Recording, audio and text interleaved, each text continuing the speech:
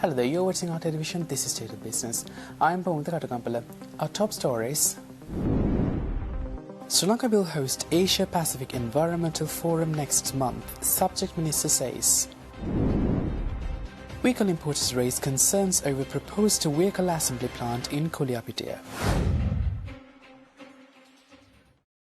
Welcome back, here with State of Business. Now let's have a detailed look at today's stories.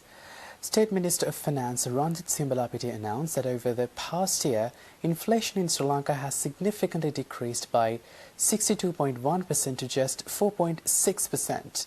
State Minister Simbalapitiya made this announcement during a press conference held at the Presidential Media Centre on the 21st of this month. The State Minister stated that over the past year, the government successfully increased the country's foreign reserves from $1.8 billion to $3.8 billion. The State Minister said that the interest rate for deposits, previously at 14% in 2022, has been lowered to 11%.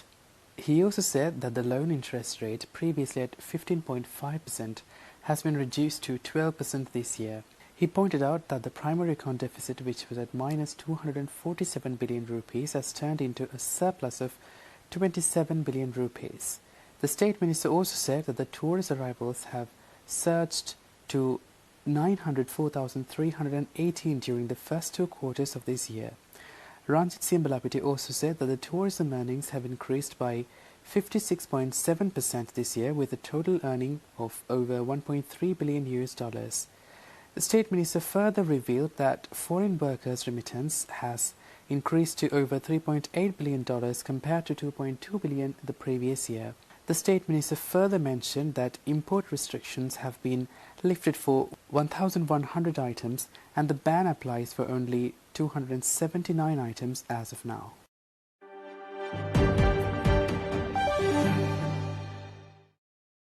Meanwhile, Minister of Foreign Affairs Ali Sabri participated in the 18th ministerial meeting of the Asia Cooperation Dialogue on the sidelines of the 78th session of the United Nations General Assembly in New York last week. The meeting convened under the theme Post-Pandemic Sustainable Recovery. The meeting provided an opportunity for foreign ministers to review progress made over the past year in deepening intra-Asian cooperation through the ACD. Minister Sabri stated that the ACD is an important mechanism for restoring the cooperation that once existed among the nations of Asia. Ali Sabri said that the roles and principles of Pan-Asian platform can contribute to regional development and future of an Asian community. The foreign minister expressed Sri Lanka's gratitude to Bahrain for its leadership and extended support to the incoming chair Iran in promoting the objectives of the ACD. The foreign ministers adopted the Bahrain Declaration that focused on recovery efforts of the ACD as a regional organization following the COVID-19 pandemic through collaboration. The dialogue was inaugurated in 2002 with aims to consolidate Asian strengths and fortify Asia's competitiveness by maximizing the diversity and resources in Asia. Senior officials of the Ministry of Foreign Affairs and the Permanent Mission of Sri Lanka to the UN in New York participated in the meeting.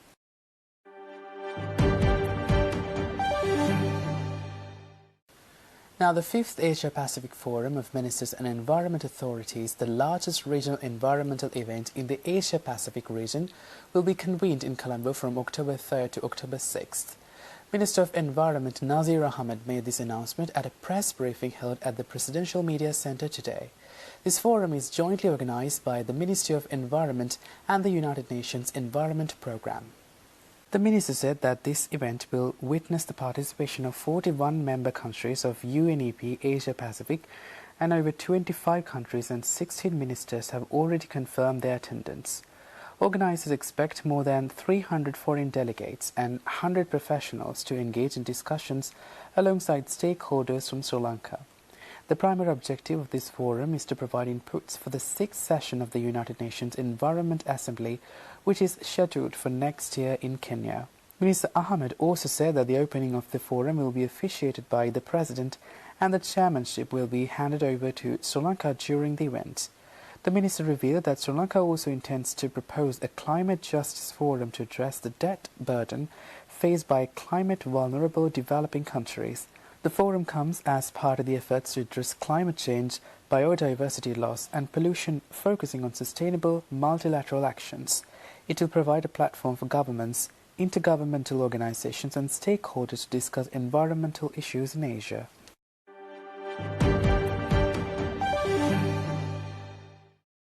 Stay tuned for more stories after the short commercial break.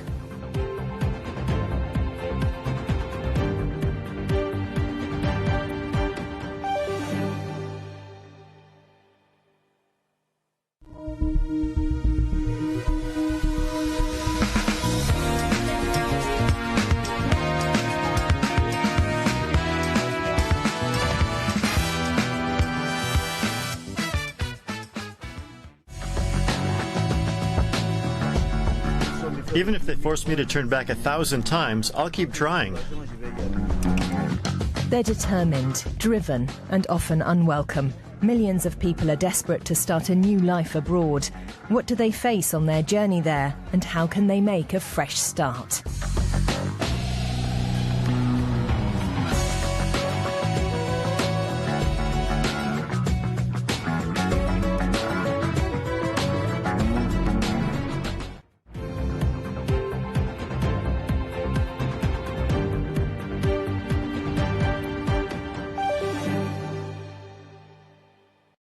Welcome back, you're watching State of Business. Now, the Vehicle Importers Association of Sri Lanka raised concerns over the Cabinet Memorandum MIPCP 25 of 2023 for trying to hand over a vehicle assembly plant to Senak Western Automobile in Kuliapitia. The Association of Vehicle Importers raised these concerns at a press conference held in Colombo recently. The association is accusing the government of trying to create a monopoly in the vehicle market by allowing duty-free import and stressed that opportunity should be given to all.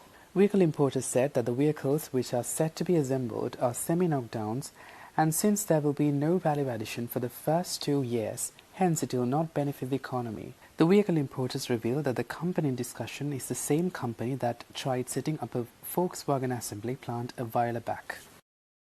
Obviously, the biggest problems along with this comes, for one, they will be the only company allowed to import vehicles, and also we have a huge issue when it comes to the domestic income, and they have requested for a tax-free facility as well, so which means we won't be getting a tax of even ₹1 from this importation. According to this cabinet paper, since there's no upper ceiling, someone can import $250 million worth stock, and it will be a net deficit of $200 million to the country. To the Honourable President of Sri Lanka, Honourable Ranil Wickremesinghe, and also the Cabinet, to reject this proposal and to save our nation from this grave danger that's about to happen.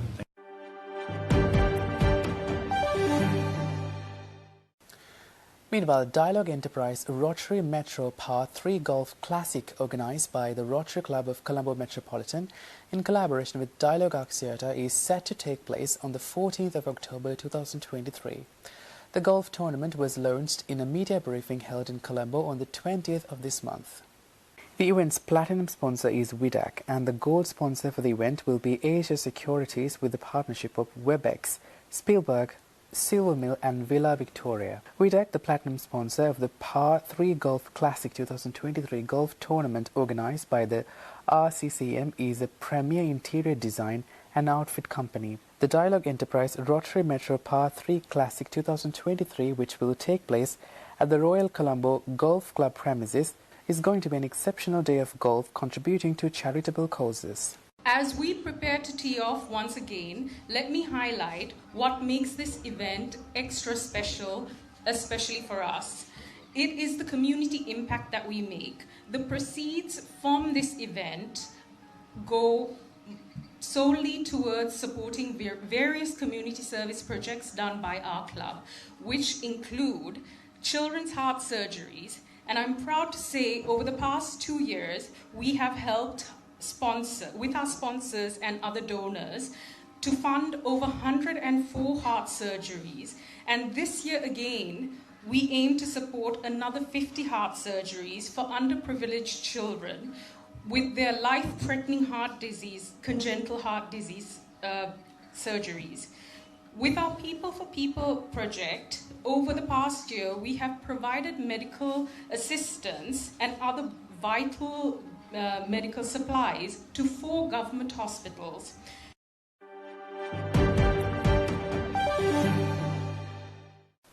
Sri Lanka's largest book exhibition, Colombo International Book Fair, commenced at the Bandaranaike Memorial International Conference Hall on the 22nd of this month.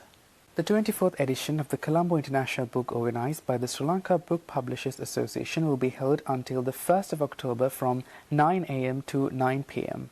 As per usual, out of the proceeds, 6 students of rural Sri Lanka will be awarded with special scholarships to pursue their higher studies.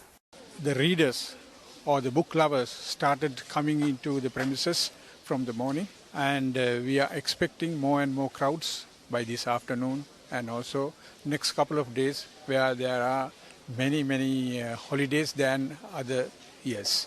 And also you can see there are many stalls, much more than last year, and also the new books, because last year we didn't have much of new books, but this year you can see many new books.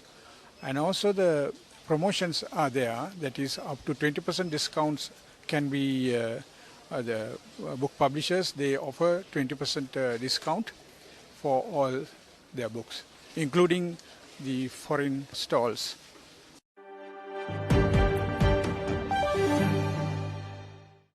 Stay tuned, we'll be right back with the stock update.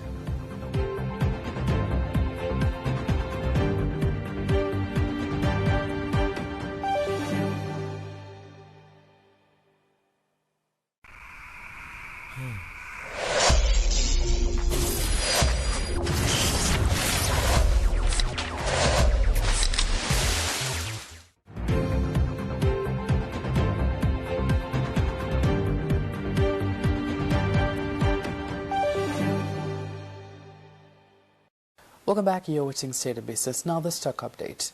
Trading at Colombo Stock Exchange ended on negative notes today. The all-share price index dropped 40.02 points to close at 11,216.50, and the S&P SL 20 dropped 14.07 points to close at 3,164.52. The turnover was 0.5 billion rupees and over 22 million shares were traded. Coming up next are Forex rates.